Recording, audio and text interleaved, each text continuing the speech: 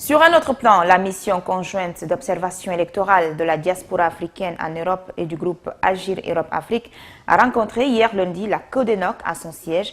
L'objectif de cette rencontre était d'échanger sur les débats politiques concernant la nouvelle constitution. À l'issue des entretiens, la mission a exhorté le peuple de Guinée à exercer son pouvoir souverain pour rejeter le projet de nouvelle constitution et à appliquer les principes de la démocratie. Fadima Ndiaye et Marcel Souma. Face aux déclarations du Front national pour la défense de la Constitution et de certains partis de l'opposition en République de Guinée qui protestent contre une nouvelle loi fondamentale portée par la coalition démocratique pour la nouvelle Constitution, la mission conjointe d'observation a décidé d'adresser une lettre ouverte ce lundi aux acteurs. Nous sommes venus dire aux Guinéens, les Guinéennes, l'opinion nationale et l'opinion internationale que pour pouvoir les départager, c'est oui à l'organisation du référendum.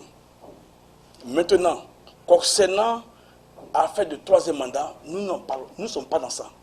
Nous ne sommes pas là pour, nous ne sommes pas venus pour le président Alpha Condé, nous ne sommes pas venus pour CODENOC, nous ne sommes pas venus pour FNDC, nous sommes venus pour la Constitution. La mission conjointe d'observation électorale de la diaspora en Europe et du groupe Agir se disent étonnés de la réaction de la classe politique guinéenne. Elle dénonce le silence coupable observé sur la situation politique en Guinée.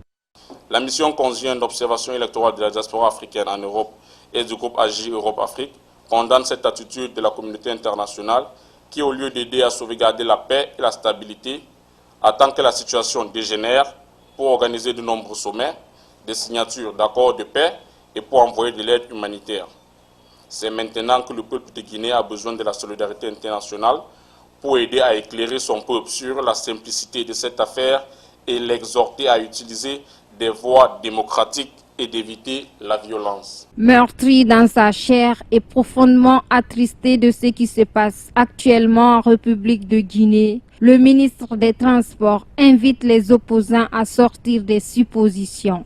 Nous ne pouvons pas comprendre que des intellectuels s'opposent par principe à ce que la parole soit donnée au peuple souverain pour s'exprimer sur son avenir, sur ses institutions.